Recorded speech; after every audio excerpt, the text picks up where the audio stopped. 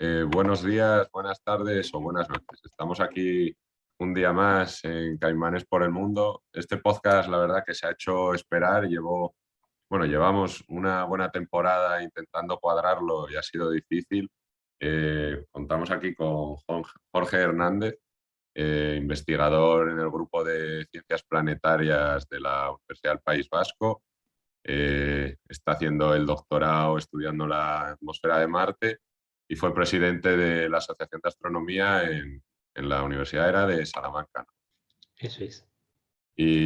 Bueno, venimos a hablar de minería de asteroides, un tema que yo lo controlo un poquitín y Jorge, pues evidentemente que está en su rango de académico, pues lo tiene también bastante trillado y me parece que es un tema con muchísimo futuro, o sea, con muchísima importancia en un futuro que no parece tan lejano, ¿no? Sí, bueno, aclaro de todas formas que dices mi rango académico, digamos, mi especialidad sería Marte, entonces el tema Ah, minería bueno, no, pero bueno, sí que es un tema que me interesa entre otros muchos, entonces pues sí, espero poder hablar de ello con propiedad. sí, sí, seguro. O sea, más que entre yo que soy ingeniero de minas y tú que del espacio, pues controlas Algo mucho, haremos entre los dos. algo de conocimiento podremos dar a la gente. Bueno, hablábamos antes de los pros y contras, ¿no? ¿Qué clase de pros podríamos encontrar en la Sí, minería? pues bueno, seguro que esto tú como ingeniero de minas lo sabes mucho mejor. Evidentemente esto es minería de asteroides, ¿no? Entonces pues eso supone recursos y eso es muy interesante. Más allá del hecho de que son recursos, podemos decir también que eso implicaría no tener que extraer esos recursos en la Tierra, por lo cual nos ahorraríamos cierto impacto ambiental y social. Por otro, la minería en la Tierra tiene una serie de impactos, también tiene conflictos geopolíticos asociados. Se habla por ahí incluso de que, por ejemplo, el Congo, que la República Democrática del Congo, que es un país muy Conflictivo, sí. conflictivo por los recursos que posee, ¿no? Por la forma en que Occidente vapurea ese país, básicamente, pues si hubiera fuertes alternativas de recursos en el espacio, quizás no tendríamos este tipo de problemas en la Tierra. Quizás tendríamos otros, por otra parte. Pero bueno, y luego hay una cosa que me parece muy interesante de la minería de asteroides, es que los asteroides son ricos en una serie de minerales que son los llamados minerales críticos. Mm. Críticos para producir tecnología, para producir circuitos eléctricos, por ejemplo, pero también cosas como paneles solares o molinillos eólicos, cosas que se supone que en los próximos años, en las próximas décadas, por la transición ecológica, va a ser necesario producir en la Tierra a gran escala. Y bueno, yo no controlo mucho el tema, pero los estudios que yo vengo viendo más bien nos indican que la transición ecológica tal y como está planteando no es realista, en el sentido de que no hay recursos en la Tierra o no va a ser igual que tienes tú otro conocimiento diferente para poder construir esos molinos eólicos y esas placas solares, esos sistemas eléctricos gigantes para poder aprovechar toda esa energía no fósil, ¿no? A ver, sí, el tema, o sea, recursos los hay, el tema es que el precio va a subir muchísimo, porque ya se está viendo en el cobre, que es uno de los más críticos pues, para paneles solares y todo el tema de esta electrónica, el aluminio, poco también por las líneas de alta tensión y tal, pero, o sea, al final hay muchos estudios en este sentido de que pues en 40 años o 30 años se pueden ir acabando todos estos recursos, pero al final, o sea, es un término económico, porque la ley mineral, que es básicamente lo que te cuesta, lo puedes medir también en energía o en dinero. Entonces, el tema es cuanto más necesitas algo, más va a subir su precio, entonces más te puedes llegar a gastar para sacar ese recurso. Y por poner un caso que ilustra mucho, es el del petróleo, que se lleva, ya subiese, según los estudios de los 70, se acababa en el 2000, según los estudios de los 50, acababa en el 2000. O sea, al final siempre se puede acabar sacando, pero la minería de asteroides tiene, como decías, toda esa ventaja de que podemos acceder a muchos minerales que en la Tierra pues son bastante conflictivos o hay poco, como las tierras raras y otros, pero tampoco otra cosa que lo estuve pensando y no he encontrado mucho es que en gravedad cero puede facilitar mucho el trabajo, sobre todo de extracción y de transporte de los materiales. Bueno, el transporte en principio es transporte por el sistema solar y eso sería energéticamente muy costoso, pero no sé, entiendo que la extracción o los procesos químicos que puedan hacer falta serán diferentes. La verdad es que eso no lo había pensado, porque los procesos, eso es la verdad, son un absoluto misterio para mí, seguro que tú los conoces mucho mejor, pero tengo entendido que es que esas tecnologías como que están un poco verdes todavía, ¿no? Claro, es que no, yo lo estuve pensando y es especulación, porque no se han usado, la mayoría de esas máquinas no se ha hecho en gravedad cero, no se han probado, no se sabe qué tipo de reacciones tienen, pero desde un punto de vista de extracción o fricciones o cosas que... Pero claro, también nosotros El las problema también máquinas es que las lo tenemos... tienes hacia el espacio. Digo yo que según estás cavando, ¿no?, en el asteroide o lo que haya que hacer, que no lo sé, pues digo yo que según levantas el regoleto, ¿no?, el polvo, las piedrecitas, todo lo que sea, tienes que capturarlo y procesarlo y lo que no se te va a ir hacia el espacio. Ya, sí, porque, o sea, un asteroide prácticamente no es gravedad cero, ¿no? Prácticamente Sí, no hay tiene que ser un nada. asteroide ya muy grande para que no sea gravedad cero. Los primeros que se exploten seguro que son esencialmente gravedad cero. Ya, me imagino. Disculpa porque antes has dicho una cosa que me tiene simplemente por comentar. Realmente entiendo yo que por mucho que poco a poco sí que se puedan ir explotando recursos cada vez con una ley menor o mayor, no estoy seguro de cómo sería, entiendo que sí se llegaría a un punto en el que esencialmente ciertos recursos se agotarían porque al final el manto de la Tierra, no el manto no, ¿cómo La se llama? La corteza. capa, la corteza de la Tierra es limitada, ¿no? Entonces, al final, a mi entender, todo eso siempre se acaba acabando. Igualmente, en el caso del petróleo, puede llegar a ocurrir también que se acabe. Seguramente esperemos que antes hayamos dejado de usarlo por el cambio climático, ¿no? Pero entiendo yo que Sí. siempre se acabaría terminando. Disculpa que te cambie de tema, pero es que por No, no, a ver, o sea, para aclarar eso simplemente. teóricamente sí, pero porque al final es solo cuestión de tiempo. Desde, yo qué sé, 50, 100, pues pon 1000 años y es que al final, Que claro igual el que horizonte va alejándose, ¿no? Pero siempre va a estar ahí sí, o sea, y al siempre puede final, llegar a... claro, mirando a largo plazo sí que tendremos que ser una especie interplanetaria porque acabaremos con todos los recursos. O sea, a no ser que haya un cambio de paradigma increíble en la forma de vivir de la gente, cosa que no creo que vaya, o, o conseguimos lo que estábamos hablando antes del podcast, llegar a una economía perfectamente circular y de Eso es reaprovechar lo que todo. te iba a decir, pero igual eso podemos hablarlo más tarde, porque si no vamos a ir abriendo muchos temas, ¿no? Ya estamos tocando 500 temas a la vez. A ver, estábamos en pros, ¿no? Mira, tengo aquí, por centrar un poco el tiro, los pros, pues ya podemos hablar de monetario, aunque sea.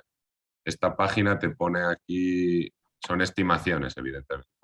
Eh, o sea, asteroides, la clasificación que tienen y, bueno, diferentes factores, pero lo que vale y la estimación del beneficio que se podría llegar a sacar, que bueno, esto también es muy, muy relativo. Y tienen bastantes. Tienen, pues mira, 300 y pico asteroides clasificados. Y, o sea, las cifras son terribles. En plan, alguno había por ahí de trillones de dólares.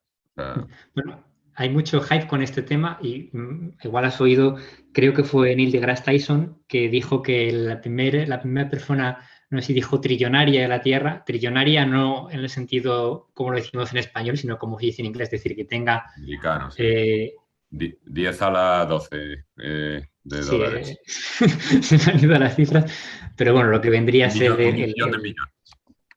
el PIB de España es un trillón sí, o sea, sí, Sí, el PIB de España es 1 millón de millones, es decir, un billón en español, y sería lo que en inglés sería un trillón. sí, un O sea, que trillón. según lo que dijo Neil deGrasse Tyson, él decía que la primera persona que llega a tener 1 millón de millones de dólares sería quien explotara un asteroide. Claro, Pues, yo creo que hay mucho hype con esto, porque eso supondría explotarlo de algún cementerio y también, como comentábamos antes en privado, ¿no? Que no se devalúen los materiales. Por ejemplo, si consigues ese trillón de dólares a base de oro, cuando te gastas de ese oro a la tierra, igual hay una devaluación del oro y al final pues no es tanto lo que ganas. Y luego esto me lleva también a pensar bueno, igual me adelanto un poco, no sé, pero en la parte, digamos, más ética, ¿no? De si es lícito este tipo de explotación de recursos. Lícito, por una parte, podríamos pensar respecto a si podemos coger un asteroide y explotarlo. Claro, ahora que ya ahora que digamos que nuestros valores morales no se fundamentan en la religión, en un Dios, digamos, no hay un Dios que nos diga, no, ese asteroide es mío, no lo explotes. Digamos que esa es nuestra decisión, ¿no? En nuestro paradigma actual, en nuestra cultura actual podemos para la influirlo, mayoría de la gente sí. porque es un paradigma antropocéntrico, de pensamiento antropocéntrico. Entonces, por eso, digamos que desde el punto de vista de la humanidad, tiene sentido decir, bueno, necesitamos asteroides, por ejemplo, para una transición energética, para pasar a una economía verde, entre comillas, ¿no? Que habría que discutir un poco qué entendemos por economía verde y eso es otro tema diferente. Sí. Pero claro, entonces desde el punto de vista de toda la humanidad, pues puede tener sentido extraer estos recursos. Desde un punto de vista, digamos, de ciertos valores más de igualdad, por ejemplo, pues cabe pensar qué ocurre si se traen a la Tierra los recursos y se gestionan dentro de una economía como la que tenemos ahora. ¿Van a aumentar la desigualdad de alguna forma? ¿Va a ocurrir ciertos desequilibrios? ¿Va a haber devaluaciones? O sea, se va a volver la economía loca, ¿no? Si de repente alguien trae un montón de oro, o un montón de oro, un montón de cobre, un montón de platino, cómo todo eso puede afectarnos, ¿no? Y no solo afectarnos a nivel de más material, ¿no? Sino es a nivel de cómo, si eso vuelve loca la economía, de alguna forma, lo digo con mi vocabulario, no tengo ni idea de economía, seguro que tú sabes mucho más, bueno, que puede causar incluso pobreza, ¿no? Y incrementos de la desigualdad, se me Sí. ocurre.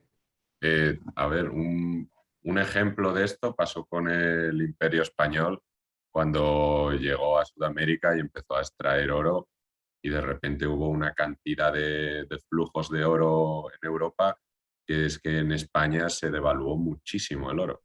Y bueno, luego casi todo ese oro salía de España para otras cosas, pero sí, o sea, lo que en las cantidades que estamos hablando aquí, que son ingentes, porque habría que decir que hay como varias estrategias. Una es la extracción, que es ir allí y sacarlo.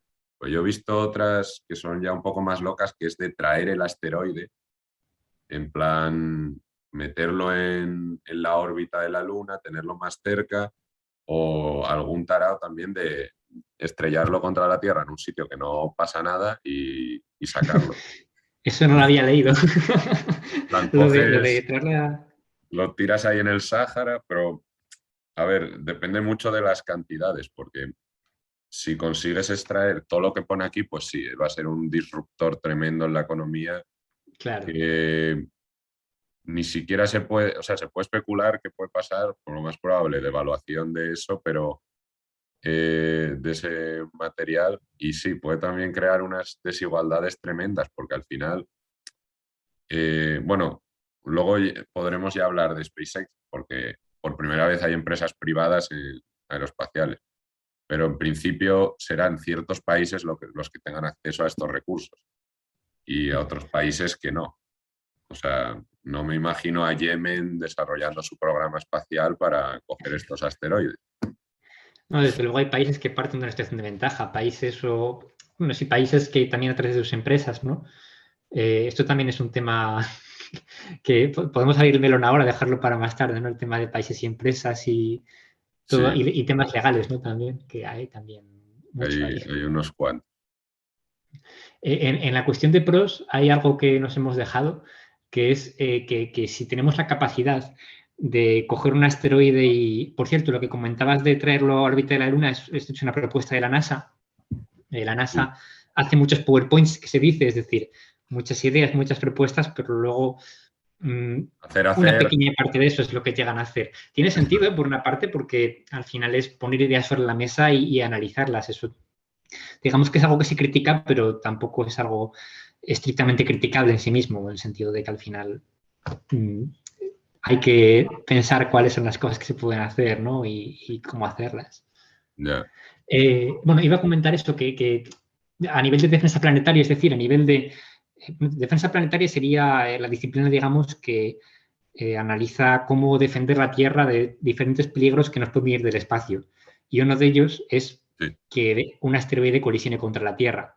Con las tecnologías asociadas a la minería de asteroides, pues estaremos bastante más cerca de poder frenar un asteroide que viene a la Tierra o desviarlo o incluso detectarlo, porque también para todo el tema de la minería de asteroides se está incluso lanzando telescopios y haciendo, por lo menos hay uno que ya se ha lanzado, y haciendo más investigación de buscar asteroides nuevos cercanos a la Tierra, y toda esa tecnología tiene un impacto eventualmente en detectar asteroides potencialmente peligrosos, pero también desviarlos, evitar ese peligro. Sí, y también para ya no solo en minería, sino de viaje, por ejemplo, ir y venir a Marte, si pudieses tener como, no gasolineras, pero algo así, pero en cada asteroide para ir repostando lo que sea, eh, eso también te puede, o sea, toda la tecnología que esto puede llegar a desarrollar tiene muchísimas salidas y si algún día llegas, como parece que va a ser, una industria bastante potente, creo que va a hacer avanzar muchísimo el conocimiento y la tecnología en este sentido. Luego, no sé si no se nos escapa algún pro más. Ya, Bueno, yo no, tenía aquí estos dos apuntados ahí en ese esquema rápido que me he hecho antes de empezar. Lo que comentabas de las gasolineras, digamos, que sería el equivalente, sobre eso si te parece igual, podemos hacer un inciso acerca de cómo funciona la física de moverse por el espacio. Porque sí, claro, sí, por cuando favor. nos vamos por la Tierra, por ejemplo, por una autovía, por una carretera, en el coche o con una bicicleta, tenemos un rozamiento con el aire que está a nuestro alrededor, pero también con la carretera o con el camino por el que vamos moviéndonos. En cambio, en el espacio no hay ningún rozamiento. Esto implica que en el espacio, una vez que empiezas a moverte, te sigues moviendo indefinidamente. Entonces, para que quien lo escuche no se entienda un poco, cuando tú vas a Marte o cuando vas de Marte a la Tierra o cuando haces un trayecto por el sistema solar, normalmente lo que haces es que te impulsas bastante al inicio, coges una cierta velocidad al inicio, es cuando encienden estos motores, para entrar en una trayectoria que te va a llevar a acercarte a Marte, a Júpiter o al objeto que tú quieras visitar. Y entonces, pues durante el viaje, si acaso se hace alguna corrección de la trayectoria, pero se sigue una trayectoria ya definida, se va por inercia, no es que estemos constantemente impulsándonos. Entonces, esas gasolineras, entre comillas, sí que serían, sí que es una opción muy seria, porque ocurre una cosa, que es que otra cosa diferente entre moverse en el espacio y moverse en la Tierra.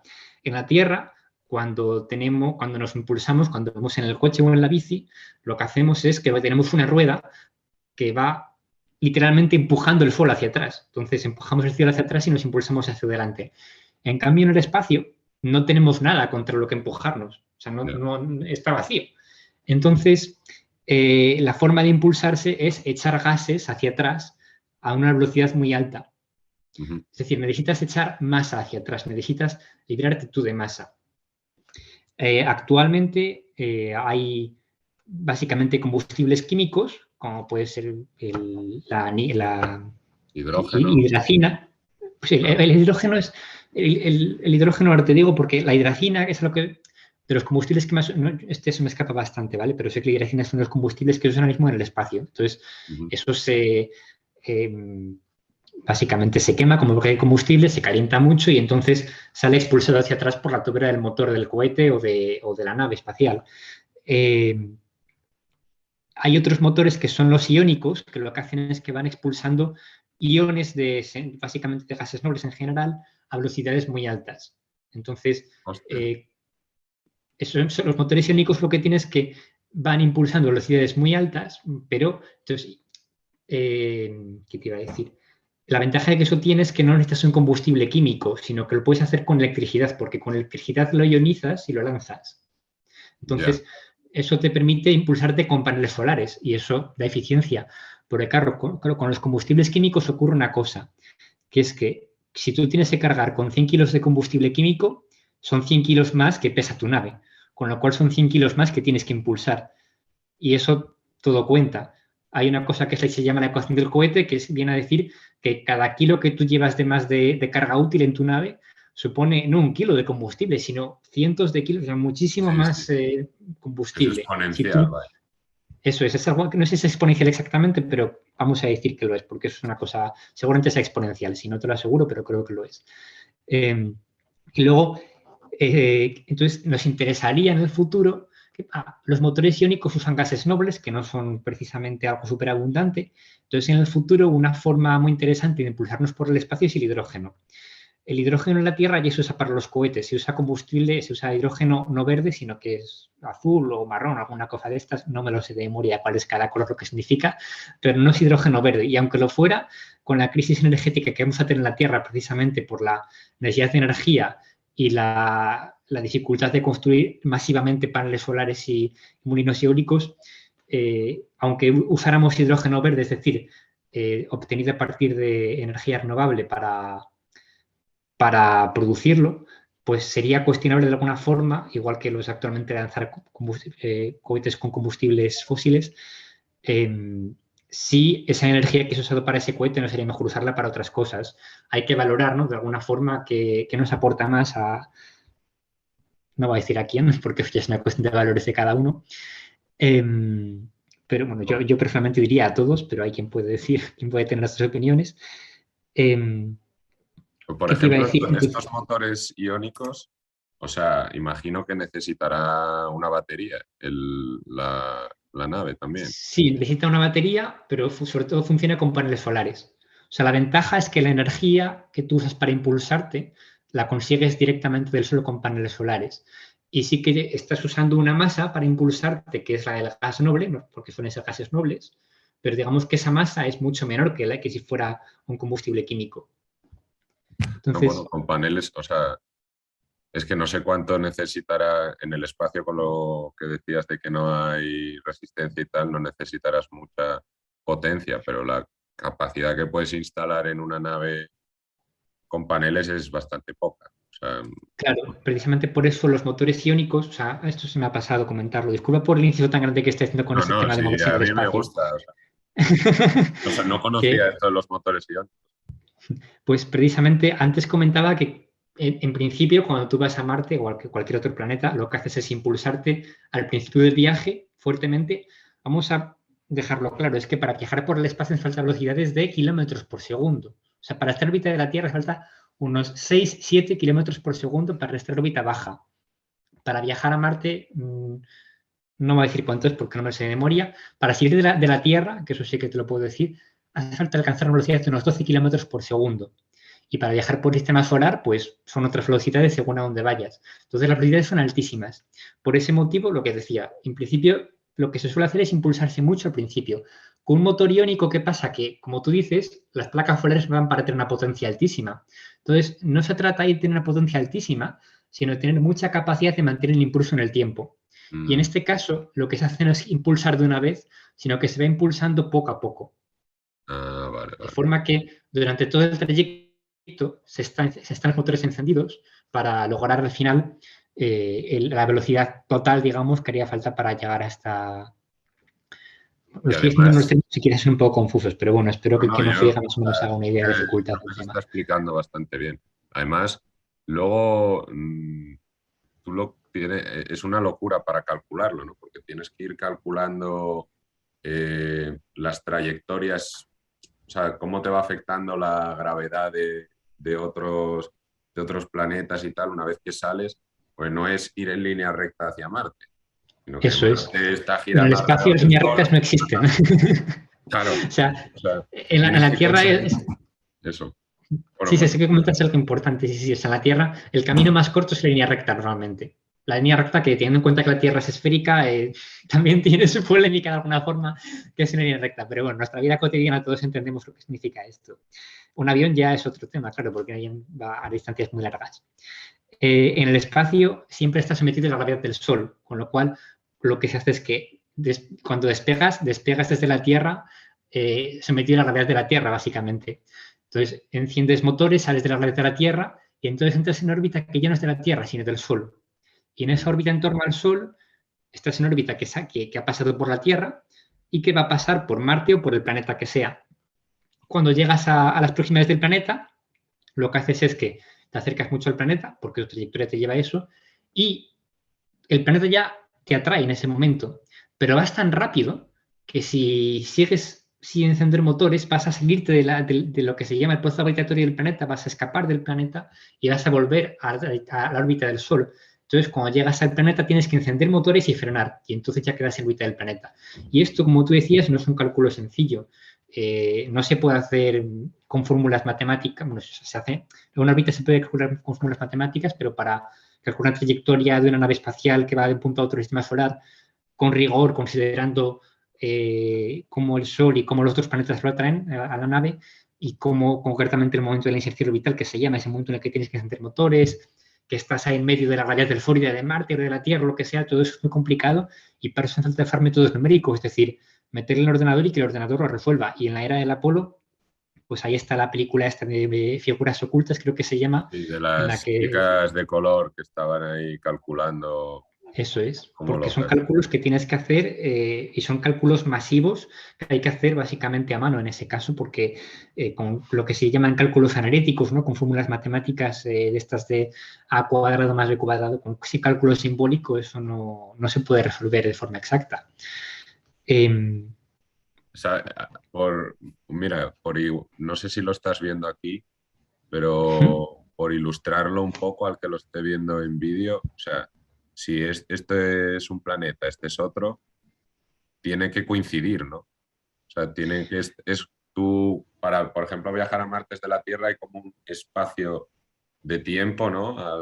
Cada X, no sé cuántos, si es meses o años, en lo que te sí, coincide bueno, para que esté más cerca cada uno en su órbita, ¿no?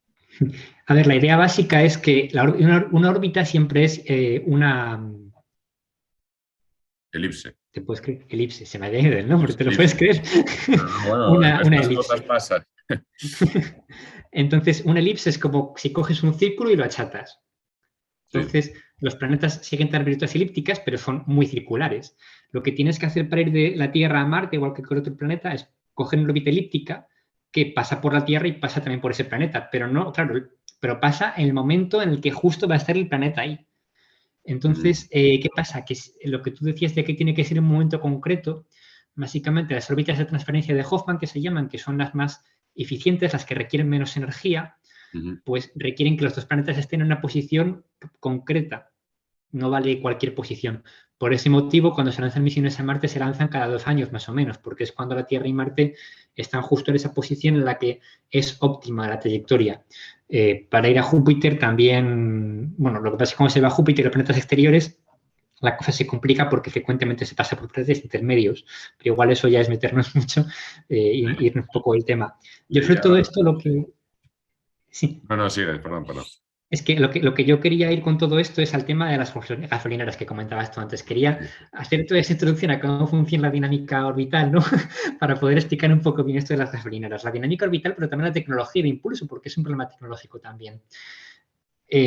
Si tú llevas todo el combustible que necesitas para tu misión desde el principio, eso pesa mucho. Entonces es un peso que tú tienes en tu nave. Entonces, efectivamente, sería interesante tener un combustible que pudieras cargar, que hubiera gasolineras por sistema solar. Y teniendo en cuenta que los combustibles que usamos actualmente son esencialmente fósiles y los fósiles, evidentemente, en Marte, bueno, evidentemente puede haberlos. A lo mejor en Marte hubo vida en el pasado y nos encontramos mañana con que hay combustibles fósiles, Que pero hay bueno, en gasolina. principio no los hay. Sí que es cierto que en Titán, por ejemplo, hay muchísimos hidrocarburos en la luna de Saturno y eso eventualmente podría ser aprovechable. Entraríamos otra vez al problema de es lícito explotar esos recursos, pero bueno, solución que Repsol se presenta, yendo a las lunas de Titán. aparte de que está muy lejos, claro, pero solución que se presenta, digamos, como más o menos próxima y realista, más o menos, El porque agua, falta ¿no? tecnología para esto, usar hidrógeno, como tú dices. ¿De dónde sale el hidrógeno? Porque el agua, que yo creo que un poco la gente suele pensar que el agua es algo muy extraño en el universo, que solo está en la Tierra. No, el agua es súper común, es de las cosas más comunes del universo. Sí, porque el porque agua el está formada de oxígeno y el hidrógeno. hidrógeno son súper comunes y Eso son es. muy reactivos, sí. El hidrógeno se formó en el Big Bang como el átomo esencial de todo el universo, es el más sencillo y por tanto el que más se formó. El 75% de los átomos del Big Bang y del universo básicamente son hidrógeno. Y luego el oxígeno es un átomo que se forma muy fácilmente en las estrellas, porque hay un ciclo que se llama de carbono, nitrógeno, oxígeno, por lo que el oxígeno se forma. Con lo cual son dos cosas que existen en abundancia y que cuando se juntan forman agua. Eso sí, agua normalmente congelada o en estado Ujú. gaseoso. Lo que es especial de la Tierra es el estado líquido. Y los asteroides de los que estamos hablando, y ya vamos a conectar con el tema, Tienen muchos tienen aguas. mucha agua. Entonces, usando placas solares, una nave espacial podría coger esa agua que hay en los asteroides, separar el hidrógeno del oxígeno y Electrólisis. luego hacer por electrólisis y luego volver a juntarlo y con eso producir, básicamente calentar ese gas de agua, ese vapor de agua que se forma y expulsar eso por la tobera del motor. Es decir, se pueden hacer motores de hidrógeno en el espacio que nos impulsen por el espacio, que como decía antes, el problema es que los motores para impulsarse en el espacio son muy diferentes a los motores para impulsarse en la Tierra, porque tienes que estar echando gases. Continuamente. Eh, Sí, sí, de y hecho, las empresas que hay en este sector, los primeros asteroides que están valorando para ir en un futuro son aquellos con agua, precisamente por todo esto que estás contando de usarlo como combustible. Y además esto, claro, un gran problema, digamos, a la hora de hacer rentable este tipo de operaciones de extraer recursos asteroides es precisamente la parte energética. Si queremos traer, digamos, masivamente, es decir, toneladas de recursos desde un asteroide, eso cuesta mucha energía. Y si en lugar de tener que usar esa energía, pues lanzando combustibles desde la Tierra, que como decíamos antes, el combustible pesa, por tanto requiere más combustible, por tanto se aumenta todos los costes energéticos y materiales exponencialmente, vamos a decir exponencialmente, pero insisto, no estoy seguro. Eh, si tú el hidrógeno y el, agua, y el oxígeno para impulsarte puedes traerlos en el propio asteroide, vas a ahorrar muchísimos costes. Y algo que, bueno, se me acaba un poco de ocurrir. eh, ¿Energía nuclear no sería también una opción para estos viajes así tan largos, tanto tiempo? Aparte, no sabía lo de los motores iónicos, pero es otra opción que podría tener algo de sentido, ¿no? Sí, sobre esto, discúlpame que comente una cosa antes del hidrógeno para cerrar ese tema. Ah, vale. La tecnología correspondiente no está adecuadamente desarrollada. Ya existen cohetes de hidrógeno, por ejemplo, el transbordador espacial de la NASA usaba hidrógeno, pero el problema es que el hidrógeno es un gas muy volátil. Como es un gas tan pequeño, Sí. fácilmente se escapa. Entonces es difícil mantenerlo confinado y ese es también el problema del coche de hidrógeno o de cualquier tecnología como las que se pretenden aplicar ahora de una forma bastante tecno-optimista. Se está hablando mucho del hidrógeno y Sí, realmente falta bastante tecnología para poder aplicar eso con eficiencia. ya. El hidrógeno para los ciertos usos es muy interesante, pero falta tecnología para poder utilizarlo con toda la eficiencia que sería deseable. En un contexto de poca energía al que nos vamos a enfrentar, pues yo no tengo claro que ciertos usos que se están planteando sean lícitos, pero bueno. Energía nuclear. Hicimos un podcast de coche de hidrógeno y planteamos muchas de estas cosas. Ah, claro que Pero hacéis. sí, con un colega que está un poco metido en el sector. Y bueno, pero sí, ya cerrando lo del hidrógeno un poco, Sí. de energía nuclear, así como triple que me acabo de tirar. No, no, eh, no, sí, es un tema de hecho muy interesante. Y de hecho yo aquí quería comentar una cosa importante porque suponía que este tema iba a salir.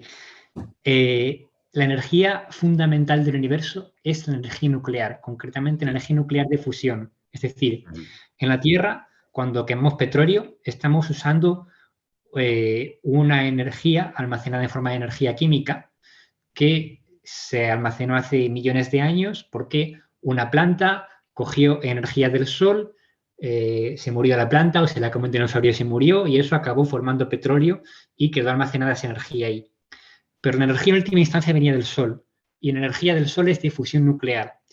Eh, el uranio que quemamos actualmente en la Tierra también en última instancia se ha formado en explosiones de estrellas y también en última instancia es fusión nuclear lo que estamos aprovechando. La energía solar o la energía eólica evidentemente también proceden del sol. Es el sol el que ilumina la placa o el que mueve el viento para la eólica. La Entonces, hidráulica, todo. importante. La Menos, hidráulica, sí, menos la evidentemente. geotérmica, vienen La todas... geotérmica también, porque, Bueno, bueno, ya, ahí me pillas, no, mira, la geotérmica tiene dos cosas. Hay una parte de la geotérmica que procede de los propios materiales reactivos que hay dentro de la Tierra. Bueno, esto igual tú lo sabes mejor, porque yo de geología no te creas que ando muy puesto. Pero hay otra parte que vendría de la energía potencial de la nebulosa que colapsó para formar nuestra galaxia, nuestro sistema solar y nuestro planeta. Eso sí que es una energía potencial que que todavía está el Big candente Bang, ahí, no sé. Pero que sí, todavía está como una tienes brasa razón en que ahí, una brasa enfriándose ahí a fuego lento. Pero sí, sí. o sea, al final prácticamente toda la energía, quitando esa, viene del sol. O sea, Claro, igual viene la de gente fusión no lo nuclear. piensa así, pero las mareas, el Todo, todo. viento, la hidráulica, el ciclo del agua, todo. Bueno, las mareas sería otro ejemplo en el que también hay una energía de la Luna que Bueno, ya, procede de energía potencial, ¿no? De cuando se forma el sistema solar. Entonces, con esto quiero decir que si llegamos a expandirnos por el universo, y yo sinceramente no tengo todas conmigo para que lleguemos a expandirnos por el universo, la energía nuclear va a ser necesaria. No vamos a estar con paneles solares aprovechando la energía cuando estamos pasando lo de Plutón, porque en Plutón, de hecho, la sonda que fue a Plutón llevaba isótopos radiactivos, que ahora lo comentamos, y muchas de las sondas que van al sistema solar exterior llevan isótopos radiactivos, porque no es viable en muchos casos usar paneles solares tan lejos. Si queremos hacer un viaje interestelar, vamos a tener que usar energía nuclear. La fisión sería una posibilidad, lo que pasa es que la fisión al final dependemos del uranio y de otros isótopos reactivos, de otros elementos reactivos que hay que extraer y que son relativamente escasos.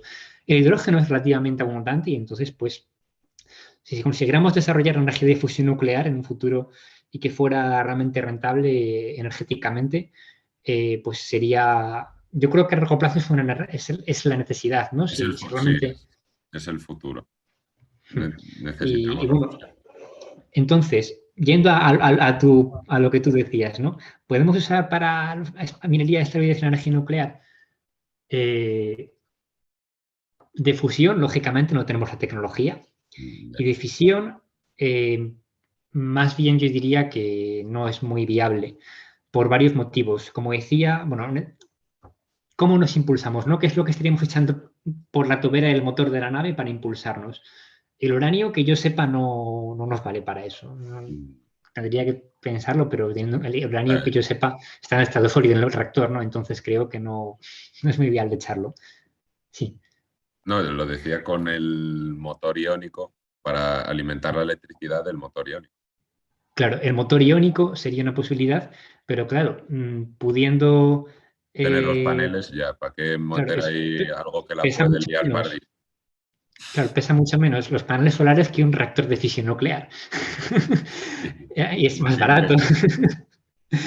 Y luego está el tema se podría decir algo parecido de los isótopos de plutonio, que son los que se usan en misiones como New Horizons, la sonda que fue a Plutón, o Mars 2020, la sonda que llegó a Marte hace unos meses, o Curiosity, la sonda que llegó a Marte en 2012. Todas esas sondas usan isótopos de plutonio, o radioisótopos de plutonio, para producir energía eléctrica. Entonces, eso se podría usar para alimentar el motor iónico. ¿Qué pasa? Que los radioisótopos de plutonio eh, no te sé decir exactamente cómo es la movida, quizás tú lo sepas mejor, pero básicamente son muy escasos, están muy cercanos a los usos militares, con lo cual su uso Sí. está restringido, es muy complicado usarlo, teniendo en cuenta que son fundamentalmente las empresas las que están llevando la iniciativa ante este tema de la minería espacial, pues yo no lo veo mucho. Y luego que seguramente es nuevamente más caro hacer eso. O sea, para propulsión no creo que merezca la pena usar isótopos de plutonio, pero sinceramente no lo sé. Ya. O para tener, si quieres montar una especie de colonia en Marte o algo así, no sé hasta qué punto, en ese punto igual sí que te puede dar De hecho, en la bastante. película, digo, de hecho, como si eso fuera una prueba de algo, pero en la película de Martian, si te das cuenta, desentierra a Matt Damon el plutonio, ¿no? El reactor, Sí, precisamente para darse calor. O sea, que sí, en esa plantar película las lo usa. patatas. Y yo entiendo que sí que sería una posibilidad, tendría que pensar un poco más fríamente, pero bueno, a mi entender, que al final yo soy científico de tecnología, no estoy superpuesto, pero sí que entiendo que sí es una posibilidad básicamente para no tener que poner un montón de paneles solares. Porque No como sé, tengas al que final cargar siempre es con una todos los cuestión de paneles. coste-beneficio, ¿no? Entonces yo no sé si el día que eso se ponga en práctica, si llegan a la conclusión de que merece la pena o no, que no. Seguro que hay estudios que ya lo dicen. Perdón porque te corté. No, bueno, eso, que para cargar con todos los paneles que querrías para tener una potencia considerable allí, que en cuestión del peso igual sí que te renta bastante más tener un mini reactor. Pues es que o sea, hice un podcast también con Juan Redondo, uno de una asociación de energía nuclear. Y ahora, por ejemplo, empieza a haber nuevas aplicaciones en plan de mini reactores. O sea, por ejemplo, que tienes que en Alaska, en un gasoducto, a tomar por saco, que no llega la electricidad ni llega nada, o una obra en el Sáhara, o cosas así, te llevas tu mini reactor nuclear y con eso tienes ahí una potencia bastante considerable de eléctrica, algo así. Es lo que estaba pensando, pues sí, para Marte o como en la peli, vaya. Es que ya a veces la ciencia ficción va un poco por delante de la ciencia. Y muchas veces tiene sentido que sea así, porque efectivamente hay estudios, siempre hay estudios de estas cosas, cómo se pueden hacer, ¿no? Y, eso, y qué coste y qué beneficio tienen. Entonces yo imagino que si en la película, esa película, digamos, tiene una pretensión de ser realista, yo creo. Entonces yo entiendo que seguramente si hicieron eso es porque sé que hay una novela detrás, no la he leído, pero imagino que en una novela será parecido. Entiendo que si eso está hecho así, será porque efectivamente algo se habrá estudiado y no será del todo loco. Ya, Igual no es a lo ver, más beneficioso, pero seguro que no es del todo loco. A lo mejor pusieron el reactor en la película o en la novela solo para que Matt Damon pudiera estar caliente dentro del coche, no lo sé. a meterle un punto dramático ahí. Bueno, Claro, y podríamos hablar también un poco de la ética, ¿no? De que querías comentar así de bueno, cómo realmente, y el temas legales también de la minería de eso es asteroides importante. que, La que hay. parte ética, sí, Sí, perdón que te interrumpo. no, no, No, nada. Nada, digo que iba a la parte, introducírtelo un poco, sin más. introduce si quieres, sí, sí. Bueno, lo sabrás tú bastante mejor que ha habido legislación por parte de Estados Unidos en 2015 con un poco su filosofía que es igual y legalmente allí es un poco el que lo encuentra se lo queda. Si tú tienes una parcela de terreno y encuentras petróleo allí, eso es tuyo. En España, por ejemplo, no. Tú tienes una parcela. Legalmente tú solo tienes derecho sobre la superficie de la parcela. Todo lo que haya debajo, en teoría, le pertenece al Estado. Si tú encuentras oro ahí o petróleo, no es tuyo. Pues Estados Unidos ha puesto como esa ley, pero luego Luxemburgo había hecho otra. Entonces, cada país al final va a legislar un poco como quiera y puede crear bastantes conflictos porque habrá algún asteroide que interese a todos y en algún momento puede llegar a crear conflictos, no sé, políticos, armados y demás. Sí. Sobre esto, bueno, la parte ética, digamos, sería la que va antes de esa normativa. Es decir, en teoría lo suyo sería hacer una reflexión ética para ver cuáles son las posibilidades y cuáles son sus pros y contras, cuáles son los problemas asociados y a partir de esa reflexión ética eh, construir una normativa, ¿no? Esa normativa en este caso debería ser internacional. Sobre la parte ética ya hemos dejado caer algunas cosas. Una de ellas, digamos, la más teórica, es el valor inherente de los asteroides, es decir, podemos o debemos ir allí a reventar el asteroide o es nuestro desde un punto de vista antropocéntrico para hacer lo que más nos convenga con ello. Eh, eso pues tampoco tiene mucho que decir desde un punto de vista práctico. Yo entiendo que a largo plazo vamos a Y acabar eso explotando asteroides. lo vamos a coger, eso está bastante claro. Y luego, pues, otros factores éticos son precisamente lo que comentábamos antes también de la parte económica, ¿no? Cómo todo eso puede afectar a la economía de la Tierra, la desigualdad y estas cuestiones. cómo debe gestionarse el acceso a nivel de si 12 empresas o 2 países van al mismo asteroide y quién se lo queda, ¿no? O lo comparte, ¿no? Y bueno, en todo esto, la parte legal, digamos, lo más antiguo que tenemos, digamos lo más antiguo en sólido, ¿no? Son los tratados internacionales de los años 60 y 70, que son 5 tratados los que hablan acerca del espacio, y para esto son relevantes, a mi entender, el Tratado sobre el Espacio Ultraterrestre y el tratado que se llama de la Luna, pero que el Tratado de la Luna se aplica a muchas más cosas que la Luna. El Tratado sobre el Espacio Extraterrestre habla de cosas como, bueno, lo primero, cuando tú lees estos tratados, yo pienso que es un poco como si estuvieras leyendo ciencia ficción, en el sentido de que, lo digo en plan bien, porque en aquella época yo creo que como que estaban en aquel momento la distensión, ¿no? Estaban con toda la Guerra Fría y con el tema de como no nos tengamos un poco de cuidado, vamos a reventarnos unos a otros. Y entonces, pues, yo creo que esos tratados están hechos con cierta inteligencia en el sentido de que dijeron, bueno, vamos a pensar bien en qué es lo que puede ocurrir, aunque sea ciencia ficción, para legislarlo de alguna forma. Entonces, pues se nota que son tratados escritos con imaginación, en el sentido más adecuado, más positivo de la palabra, y con buenas intenciones. El Tratado sobre el Espacio Extraterrestre dice cosas como el tema de no poner armas en el espacio, de destrucción masiva, o cosas como que no puedes llegar a la Luna, poner una bandera y decir que es tuya. Eso se hizo un poco. Este tratado es del 67, entonces yo creo que había cierto miedo, ¿no? Con todo esto. Sí, igual nos ganan los rusos, me cago la leche y se ponen ellos Claro, no, no, y también, evidentemente, tampoco se quería ni que Estados Unidos ni que Rusia pudiera hacer eso. Y Estados Unidos, cuando puso la bandera, leí hace un poco un artículo sobre esto, pero no recuerdo exactamente cómo que hablaba de qué era el artículo, lo leí, pero no me acuerdo. Pero bueno, que básicamente hablaban de cómo aquello había sido un acto simbólico, pero no pretendía ser una apropiación, nada parecido, ¿no? Que algo así el artículo, digamos, que no es algo que se dé pie malentendido, es el que pusieron ahí la bandera. Me parece relativamente razonable que si es un logro del país, pues quieran igual echarse que alguna flor. China cuando ha ido ahora, ha llevado su bandera a la Luna, o igual que toda misión que se lanza al espacio lleva banderas de su país, o en el caso de la ESA de varios países, es perfectamente... Cuando O Elon sea, Musk tira un Tesla al espacio. bueno, eso es otro tema que me parece un poco menos legítimo. En el sentido de que, bueno, tirar cosas al espacio porque sí, pues bueno. Pero bueno, no vamos a desviarnos tanto, ¿no? Y luego el Tratado de la Luna, vaya por delante que no los tengo muy frescos los dos tratados, ¿vale? Estuve antes intentando echarles un ojo, pero son un poco densos como para echarles una leída rápida así de golpe e Me puedo intentar imaginar. acordarme de todo.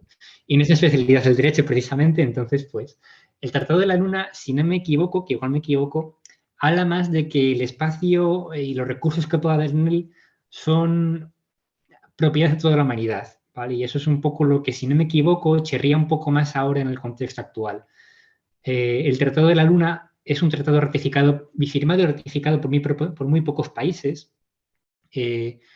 Austria, por ejemplo, creo que sí que lo tiene ratificado, pero básicamente la mayor parte de los países de la Unión Europea, Estados Unidos, China, Rusia, igual me equivoco, pero creo que ninguno, esto en Wikipedia está el mapa, yo lo sé de que lo viste ahí en Wikipedia, no te estoy diciendo nada que cueste encontrar.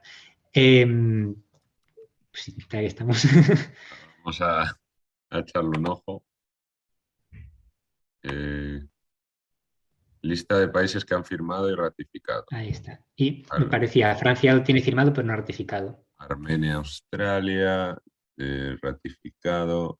Bueno, firmado sí. Austria, Chile, Marruecos, Holanda, Perú, Filipinas y Uruguay. Ninguno con un programa espacial súper potente, vaya. Claro, y además, bueno, se ve que hay algunos, bueno, mira, de Venezuela, alguna razón ahora detrás, Venezuela 2016 y Armenia, porque te iba a decir que es que todo era como de los años aquellos, ¿no? Como que no había nada reciente, pero sí que hay cosas recientes que sería interesante investigar qué es lo que ha ocurrido en años recientes para que ciertos países hayan dado este paso, ¿no?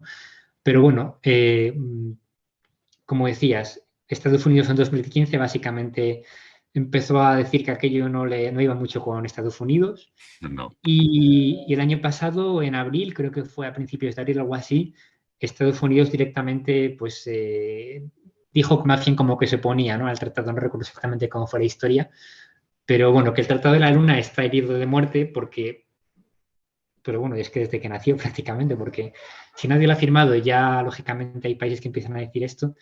¿Qué pasa? Que desde el punto de vista de Estados Unidos, desde su visión liberal, pues se entiende que si legislación internacional no da seguridad a las empresas sobre cómo llegan a la Tierra con sus recursos, no van a poder comercializarlos, evidentemente eso, desde un punto de vista liberal, pues eso desincentiva que esas empresas puedan invertir y puedan poner en marcha ese proyecto. El contrapunto no liberal, digamos, sería lo que ya comentábamos antes, si eso se hace de forma masiva y, bueno, pues, ¿qué puede ocurrir, no? Aparte, bueno, también un tema relativamente teórico sería también qué derechos de explotación hay sobre esos recursos, porque si esos recursos nos pertenecen a todos, como de alguna forma, si no me equivoco, venía a decir el Tratado de la Luna, entonces esa empresa quizás debería pagar una cierta cuota a todos los países del mundo para, no lo sé. Quiero decir que no Algo, es un tema inmediato, realmente es un tema complejo, a mi parecer, siempre. sí, que algo parecido, no lo sé y nunca lo he mirado, pero imagino que pasa con la Antártida, ¿no? Sí, efectivamente, la Antártida es muy parecido al caso del Tratado del Espacio Ultraterrestre. De hecho, en su momento, cuando alguien me explicó el Tratado Ultraterrestre, me dijo que era básicamente la misma idea. O sea, tú puedes ir allí y poner un laboratorio, mandar misiones, mandar personas, usar recursos. Bueno, en la Antártida no se puede mandar, creo que no se puede hacer recursos in situ, o sea, para utilización in situ. Por ejemplo, en la Luna sí que se pueden utilizar recursos para construir un hogar, por ejemplo, para hacerte una cueva, para protegerte de radiación. En la Antártida no lo sé porque en la Antártida no puedes niñar, que yo no sé si sabes. O sea, tienes Ya, que ya. hacerlo en un bote. Creo Y que hace mucho hay una frío. razón para ello, que tiene sentido, no lo digo en plan que sea algo negativo. Eh, pero bueno, que sí, que a mi entender es muy parecido. Por lo que yo tengo entendido es parecido, sí. Ya, es que, nada, al final lo más probable es que cada país vaya un poco por libre, yo creo. A no ser que consigamos, eh, porque esto no lo veo yo para dentro de 1000 años, sino que en 50, 100 ya Bueno, habrá algún caso que se dé de minería de asteroides, vaya. Entonces, no eh, creo yo que la ONU o se haya formado ya un consenso global, una organización que de verdad haga algo a nivel mundial, sino que cada país irá un poco a su bola. Esto ya es todo en el sí. terreno de la especulación, vaya. No, no, bueno, a mí me parece un terreno muy interesante este. A ver, yo honestamente, mi opinión sincera es que como humanidad vamos a necesitar pensar más a largo plazo y más de forma global y sistémica. Es decir, el problema que tenemos ahora con el cambio climático y las dificultades para enfrentarnos a él es en buena medida un problema material, pero también y energético, de que los recursos y la velocidad a que los podemos extraer pues, es limitada, y entonces pues, tenemos un problema, pero también es un problema político y de cómo cada país se mira el ombligo y cada uno se mira el ombligo. Yo creo que a largo plazo es inevitable, o sea, si queremos sobrevivir como especie, como civilización, mi opinión es que a largo plazo tenemos que aprender a pensar más como humanidad, pero también de forma sistémica. Y de forma sistémica significa pensar no en yo extraigo de aquí, lo tiro de aquí y ya se encarga la naturaleza de arreglar eso, Lo porque tiro al realmente ya no mar, estamos en ese punto. Claro, o sea, como humanidad somos un sistema formado por muchos sistemas, por lo tanto un sistema muy complejo, pero además ese sistema humanidad está acoplado al sistema planeta Tierra. Y entonces, si queremos sobrevivir a largo plazo, vamos a tener que pensar todos juntos y organizarnos todos juntos. ya, yo es que Eso, en eso soy un poco más pesimista de, sí, ya, ya. hay que hacer eso, pero si seguimos matándonos entre nosotros en la Tierra, precisamente por esos recursos, no me hace nada pensar que por estar fuera vaya a ser diferente el tema. Ya. Yo no te hablo de optimismo, sino de lo que yo creo que es necesario. ¿Qué es lo que creo yo? Yo, Ah, vale, vale. sinceramente, veo tres futuros posibles para la humanidad. Un futuro que es básicamente el colapso. Y eso pues, puede ser un colapso muy grave o puede ser un colapso que más o menos nos permita seguir viviendo con ciertas comodidades, no sé, en algún punto entre la Edad Media y la actualidad. Eso es el más catastrófico, ¿no? Ese es, digamos, escenario 1. Escenario 2, que eventualmente nos recuperemos de eso y desarrollemos una forma de actuar y de organizarnos como la que estamos hablando, que sería ideal. Y otra posibilidad sería que de alguna forma consigamos seguir adelante. Y eso sería o bien a base de milagros tecnológicos o bien porque efectivamente consigamos organizarnos. Yo creo que, mira, ¿te suena la paradoja de Fermi? Sí. La Pero paradoja de bueno, Fermi, lo que explícala nos... Sí, para el que no lo sepa, vaya. sí, la paradoja de Fermi se dice, si hay tantos planetas, probablemente, si hay ¿Dónde tantas están? estrellas en la Vía Láctea y tantos planetas probablemente en esas estrellas, y es casi, parece muy probable, ¿no? Que se haya desarrollado la vida en algún sitio por ahí, ¿por qué no nos han contactado, no? ¿Por qué no tenemos signos de esa vida ¿Dónde está ET? ¿Dónde está ET? extraterrestre? ¿Dónde está ET? Esa es la paradoja de Fermi. Y una respuesta que se da es lo que se llaman los filtros. Y yo pienso que quizás este punto en el que se llega a los límites planetarios, ¿no? Los límites geofísicos del planeta quizás son un filtro que hace que las civilizaciones no puedan pasar un cierto punto. Por eso yo creo que Sí, no sé si es te ahí donde tenemos suena. que aplicarnos. No Creo sé si que en este sentido, y volviendo ya otra vez al tema del derecho espacial, de cómo nos organizamos ahora de explotar asteroides, creo que vamos a necesitar organizarnos y desarrollar legislación adecuada para esto. Creo que la situación de la pandemia quizás de alguna forma acabe siendo positiva para tener una visión más común de cómo lo que hace una persona en un sitio puede afectar a todos los demás, o lo que hace un país puede afectar a todos los demás, y por tanto no podemos ir cada uno de por libre mirándonos al ombligo. Puede ser que el cambio climático también nos ayude y como de alguna forma yo creo que ya nos está ayudando, a ponernos de acuerdo en ciertas cosas. Y yo creo que, bueno, ahora ya sí soy optimista, creo que es posible que a largo plazo lo consigamos. No sé si lo conseguiremos antes de que se nos pongan las cosas muy feas, pero bueno. Pero sí, aparte de eso, yo creo como tú que es posible que en las próximas décadas empiecemos a tener una actividad cada vez mayor en el espacio.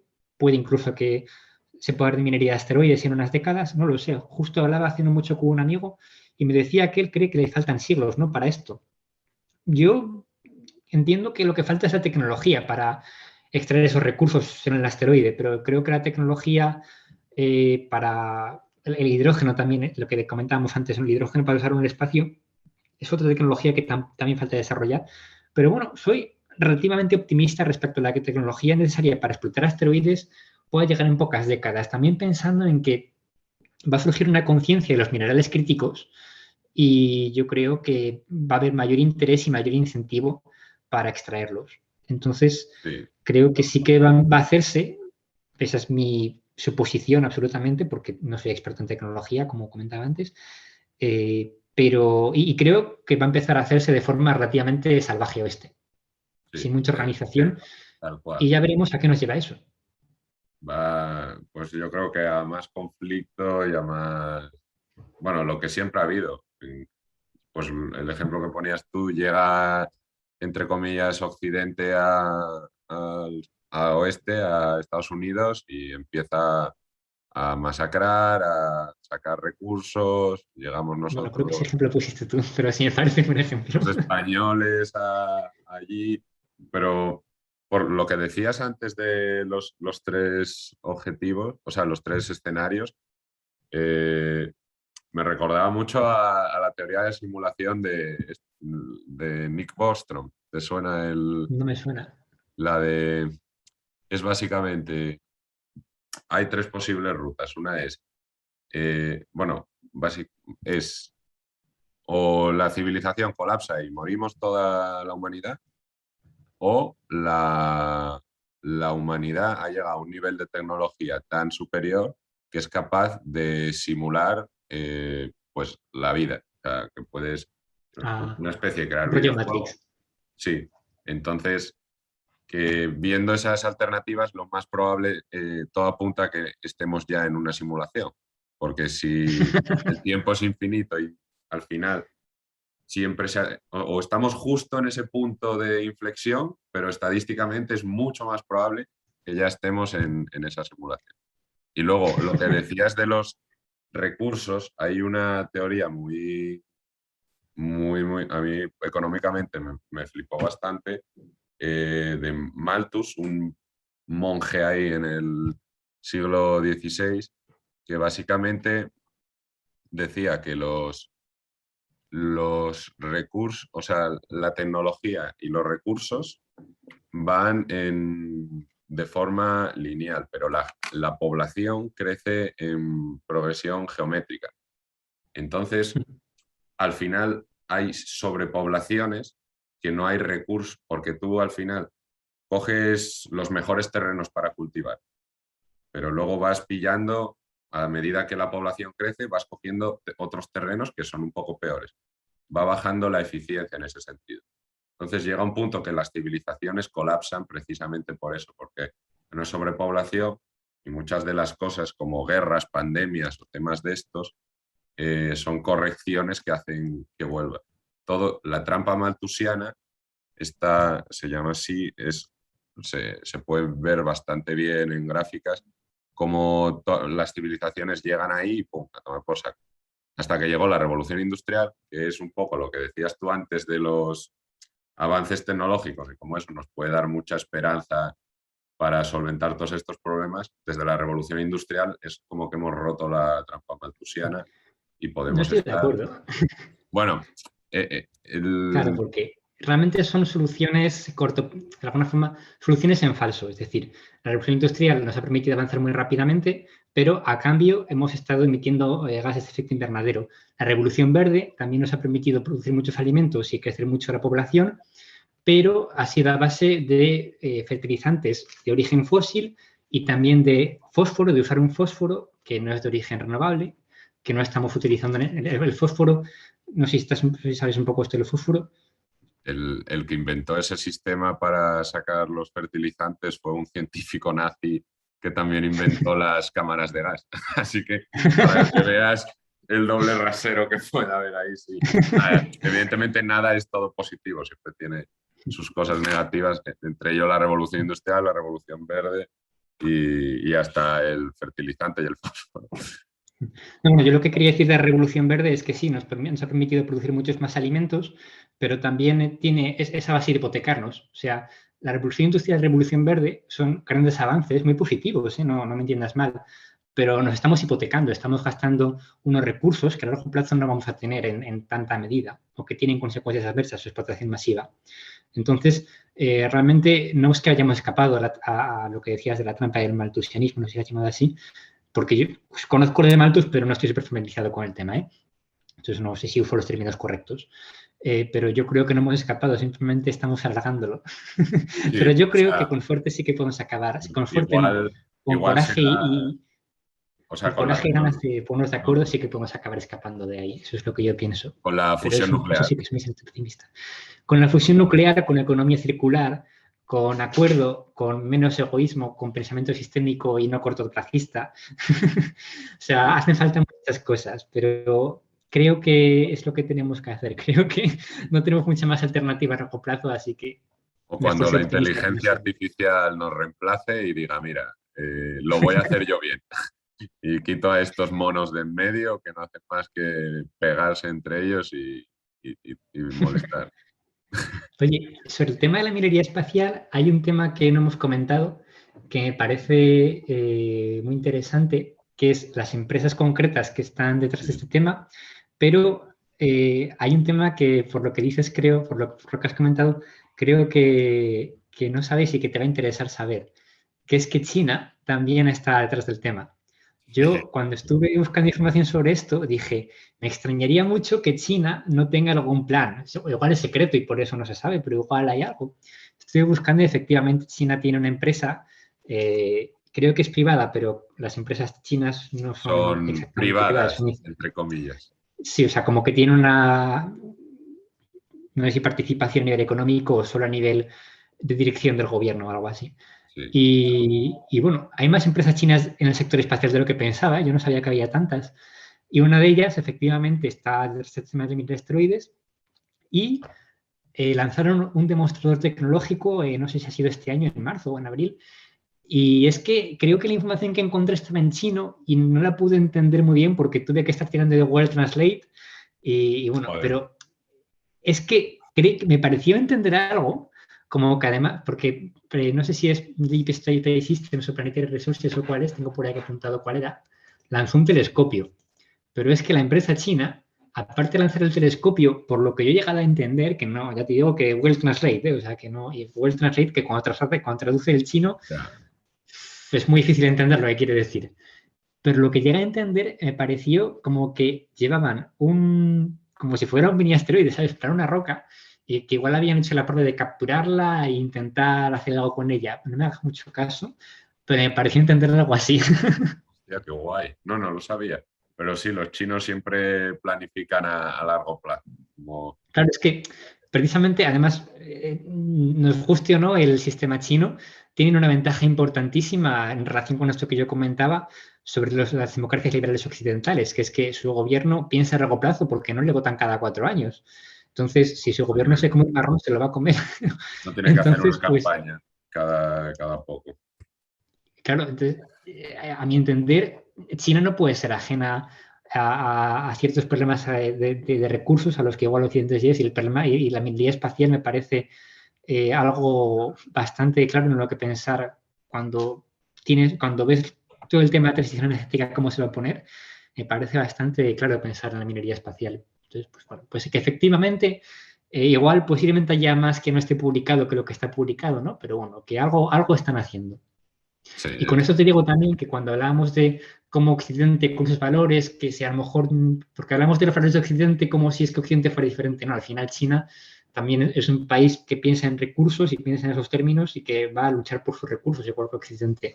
Mm, el ideal no sería ese y desde luego yo creo que lo que habría que hacer sería intentar avanzar hacia una convergencia en común, ¿no? Pero bueno, pues el mundo en el que vivimos en este momento, nos guste o no, pues es el que ya, es. si se están poniendo tarifas en la carne de cerdo entre China y Estados Unidos, imagínate con los asteroides.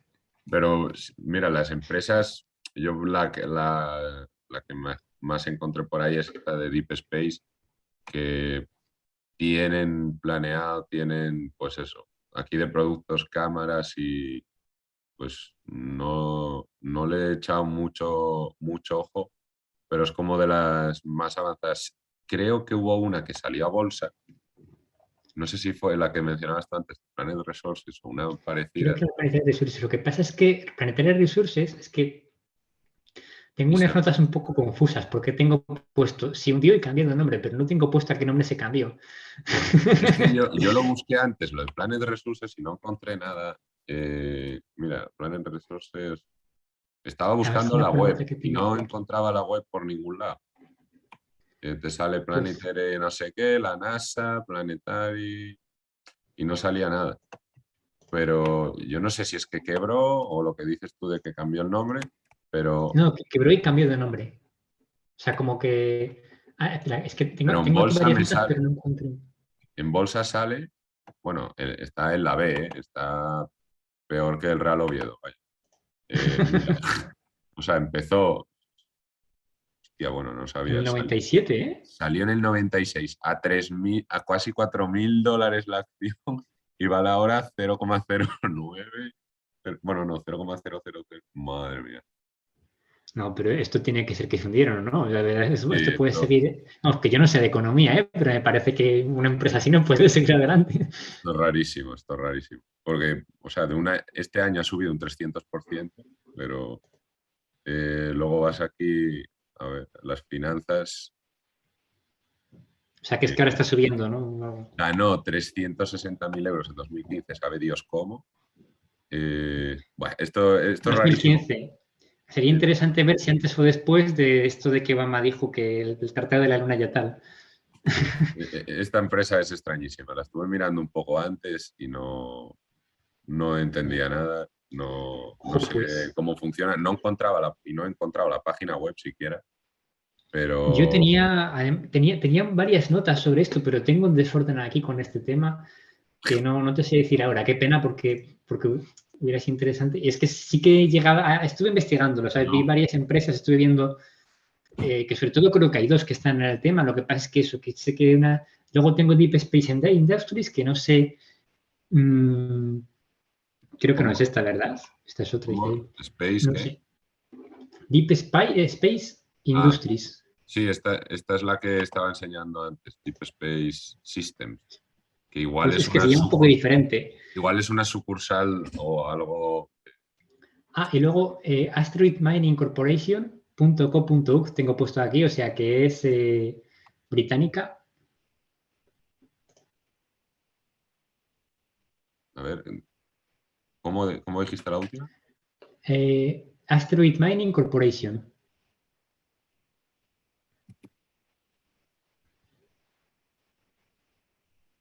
Otro que salió a bolsa. O no. Bueno. Cons- Conspiracy Theories. No, esta no es la página que yo tengo, ¿eh?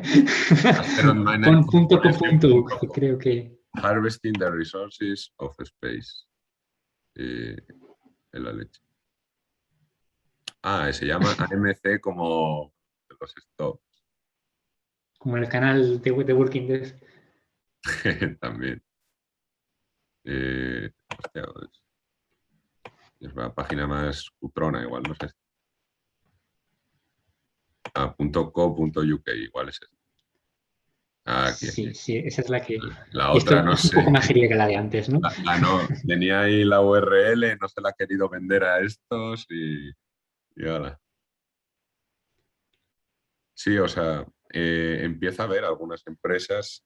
eh, yo cuando hice el TFG, que bueno, lo hice en una caracterización mineralógica de un asteroide, estuve investigando empresas que había por ahí y me sorprendió que había ya unas cuantas que estaban intentando pues, desarrollar tecnología, investigar y demás, pero bueno, le debe de quedar un buen tiempo.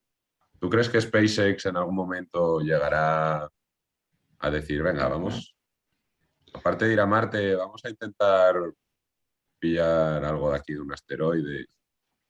Yo creo que tiene bastante sentido. Al final tiene una tecnología de cohetes claramente muy buena y lo que están desarrollando ahora, si realmente consiguen sacarlo, les va a permitir poner carga útil a un precio menor en cualquier punto del sistema solar, ¿no? Básicamente. Entonces la Starship es la nave de la que hablo, que si realmente consiguen hacer lo que dicen que están haciendo, pues Esta, va a ¿no? ser bastante más barato para ellos hacer estas cosas. La Les SN15. falta, no tengo ni idea, no te creas que es superpuesto. La SN15, o sea, las SN no sé cuántas son las que van lanzando de prueba, las pruebas que van haciendo, que la mitad explotan, simplemente porque están haciendo pruebas, evidentemente, no lo digo en plan negativo. Pero claro, es que ahí tenías una animación un poco más arriba en la que se veía el deployment, ¿no? Ahí lo tienes.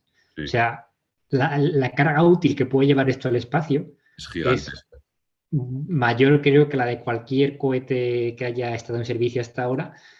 Y de hecho, mira, el telescopio James Webb, porque fue un telescopio muy grande que va a tener que desplegarse todo el espejo y bueno, pues ya veremos cómo sale eso. Precisamente porque el espejo tan grande que lleva, ¿no? Entrando entre los cohetes actuales. Y, y bueno, que imagínate si puedes lanzar semejante carga útil al espacio con ese volumen y con esa masa, mira, Neil 120 Armstrong y metros, yo, de alto. 120 metros de altura, pero fíjate, el importante es el de abajo. El tonelaje, Eh, ¿no? el tonelaje. Esto es a órbita baja terrestre. O sea, eso es una carga útil muy grande. El transbordador espacial también podía poner esa carga útil. Pero si aparte lo puedes hacer a un precio más barato que el transbordador espacial, que seguro que sí, Si no sé qué pueden precio están reutilizar manejando. el cohete, pues Claro, lo que me consta es que esta gente lo va a hacer a un precio bastante más bajo que los que se manejan actualmente. Entonces, eh, si el- tienes esa tecnología, seguro que estás en el juego de la minería de asteroides, yo creo. Y la otra cosa es que si a lo mejor están desarrollando en secreto un poco para que no se vea mucho, o por la razón que sea, porque ellos precisamente en secreto yo creo que no les gusta hacer las cosas, o a lo mejor simplemente ven que hay un mercado ya, o sea, que un mercado no, que hay una serie de empresas ya en el sector y que el día de mañana pueden asociarse y ya está. No tengo ni idea, pura especulación. Ya, sí, yo también es Pero por sí que... especular un poco, porque me tiene mucho sentido que ellos mismos, o sea, es la empresa con mejor tecnología prácticamente de cohetes ahora mismo, sobre todo con lo de que pueden reutilizar el mismo cohete, algo que todavía no me explico cómo coño lo han hecho. Y cómo no sé, a alguien, no sé si no es que se le había ocurrido o dijeron, buah, es que esto es demasiado complicado, no lo vamos. Bueno, el transbordador espacial era un poco un intento de eso. Sí, Pero el transbordador espacial lo que pasa es que no conozco la historia en detalle. Si a alguien le interesa, le recomiendo que busque en el blog Daniel Marín, que es una persona que escribe mucho y muy bien sobre estas cosas, sobre la historia del transbordador espacial. Yo no la conozco exactamente, pero creo que fue un poco un despropósito, en plan que se les fue un poco de las manos y querían hacer una cosa muy buena. En otras cosas es evidentemente más utilizable que otras lanzadores que había, pero al final pues no salió tan bien. no tienes ahí Elon Musk de CEO, entonces eh, se va de madre un poco el proyecto. Bueno, no sé qué decirte. No, no considero que pueda yo juzgar qué es exactamente lo que tienen ahí. Supongo que sí que son muy buenos para poder haber desarrollado esto. Sí que te digo que el tema de reutilizar los cohetes o ciertas piezas de los cohetes, ya te digo que la idea desde luego no es del todo novedosa. La empresa española, se me ha ido el nombre, una empresa española que está construyendo cohetes también, el cohete Ariane, que están, a ver si me sale. No, Ariane Rocket no es el francés. Miura es el cohete que están desarrollando ellos. A ver, la empresa se llama PLD Space y esta empresa, si no me equivoco, lo que está planeando es que parte del cohete no es exacto, o que las etapas no es exactamente qué parte del cohete, pero que sí que vuelva a la Tierra en parapente. ¿Qué pasa? Anda. Que si vuelves en parapente, usas la propia atmósfera, no necesitas encender motores para eso. Y entonces, pues eso también sería bastante interesante porque tienes el control del parapente para poder dirigir el regreso, ¿no? Mm. Pero no gastas combustible. Entiendo que lo que no van a poder hacer con un parapente es dejar el cohete directamente en la plataforma de lanzamiento para lanzarlo otra vez, como pretende hacer SpaceX. Que es que eso es mucho. Complica eso bastante. Yo sí que soy muy fan de este tema de las tecnologías reutilizables porque considero que la economía circular va a ser, al final va a ser lo que tenga que imponerse, ¿no? La economía circular en el sentido de no coger los recursos de una mina y llevarlos a un vertedero una vez que acaban su vida útil, sino cerrar ese ciclo, volver a utilizar los recursos que ya necesitamos para construir cosas nuevas. Y esa economía circular implica también reducir las cosas que tiramos y que en este caso desintegramos en la atmósfera. Si En tu este cohete caso en es un lugar cohete de... entero, vamos, que no Claro, es es que otra cosa. si tu cohete en lugar de quemar la atmósfera lo que te queda de él, lo traes de vuelta, pues reduces costes, pero también ahorras muchos materiales. Y yo creo que eso es una clave. Sí, a ver. Bueno, de hecho, al respecto de esto de la economía circular y lineal, precisamente a nivel de sistema solar hay dos consideraciones importantes en relación a la minería de asteroides. Una es que, imagínate que mantenemos nuestro crecimiento exponencial de las últimas décadas. Conseguimos con un milagro tecnológico mantenerlo y nos expandimos por el sistema solar y nos dedicamos a explotar asteroides. ¿Cuánto tiempo pasaría con un desarrollo exponencial así antes de que nos encontráramos con los problemas que tenemos en la Tierra actualmente o unos análogos en cuanto a falta de recursos, contaminación, pero ya no a nivel de un planeta, sino de todo el sistema solar? Alguien hizo cuentas, no sé si le salía algo de siglos o milenios o algo así, pero eso acabaría pasando. Entonces, por eso también es importante, digamos, como consideración ética, no hacer las cosas a lo loco, a lo salvaje oeste, sino hacer las cosas pensando. Y luego hay una cuestión también que es el tema del agua que hablábamos antes. Es necesaria para la vida, ¿no? Y como, digamos, no sé si está recogido actualmente como derecho humano, imagino que sí, pero evidentemente es fundamental para la vida y si no es un derecho humano en el espacio deberá serlo. Eh, y si el agua lo utilizamos para propulsión, como comentábamos antes, tenemos un recurso que en la Tierra sí es renovable, pero que en el espacio no sería renovable, porque una vez que usas el agua para propulsión, la estás tirando por ahí dispersada por el sistema solar y es muy difícil eso recuperarlo o imposible directamente. Entonces, es Vas otro regando el problema. sistema solar por ahí. Claro, Una pero es que no es que galaxia. vaya a regalar el sistema solar, es que eso queda disperso, incluso se quedan en las órbitas, las gotitas de agua o lo que sea, igual quedan en las órbitas en las que directamente sale el sistema solar. Entonces, imagínate el problema tan gordo en el que podemos llegar a encontrarnos si seguimos creciendo como vamos y Sí, nos sí. encontramos otra vez con el mismo problema, por la misma razón, pero a nivel del sistema solar.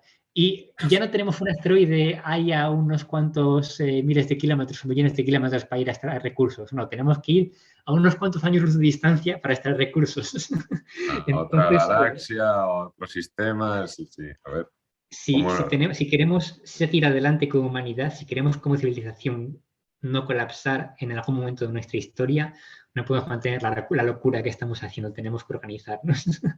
Pero bueno, hecho ese paréntesis Sí, en relación no, a la economía circular, pero creo que tiene que haber una catástrofe bastante gorda porque se puede ver misma, el cambio climático se lleva diciendo desde hace la de Dios y por fin parece que se está empezando a tomar un poco más de conciencia. No sé si el gran cambio en ese sentido fue Internet o el ahora estar mucho más conectados en ese sentido, porque también en tema de pues, reciclar, economía circular, ahora si te das cuenta la mayoría de empresas se venden como verdes o como que con materiales sí, pero reciclados, que ya, que luego tienen, pero digo un poco greenwashing. que esto hace 20 años o tal era impensable y ha habido un cambio bastante, yo creo que grande en no tanto tiempo y puede que sea un poco debido a Internet, yo creo. Porque, o sea, el cambio climático la gente lo lleva hablando desde, no sé, los 70, los 80, pero sí, todos los años la temperatura sube un poco más, pero la gente, bueno, Sí, los ahora sí primeros que hay más avisos no sé de conciencia. cuándo son, pero los primeros papers que ya hablaran de esto puede ocurrir, creo que hace más de un siglo, o por ahí le anda, que ya hay un paper que decía esto puede ocurrir, puede haber un cambio climático a causa de las emisiones de la revolución industrial. Sí, sí, Yo sí tiene que mucho estoy de sentido. acuerdo en que ha habido un cambio brutal. De hecho, yo lo pienso y creo que simplemente en el último año ha habido un cambio bestial. Pero sí que es cierto o sea, que es que ha sido una cuestión de, o sea, los últimos años ha habido un cambio bastante grande. Y yo también me pregunto qué puede haber sido y tampoco lo tengo claro. Sí que creo que quizás el peak oil, que al final se va acercando y las mentes gobernantes y pensantes, digo yo que son más o menos conscientes, a lo mejor es una cuestión puramente práctica de alguna forma. O sea, vamos a que llega un punto en el que hay que buscar alternativas, no lo sé. Cuando se empezó en España el tema del diésel, quizás no fue tanto porque el diésel contaminara más como porque el diésel, hasta donde yo entiendo por lo que me han contado, que no lo digo con mucho rigor, tengo entendido que es como que su pico se alcanza antes que el de la gasolina convencional o algo así. ¿Que el Seguramente pico tú lo qué? sepas mucho mejor que yo. El pico del diésel creo que es como que se alcanza antes que el de la gasolina convencional o alguna cosa así. No tengo ni idea de lo que estoy diciendo. ¿El Así pico que de consumo o de que se... de la extracción.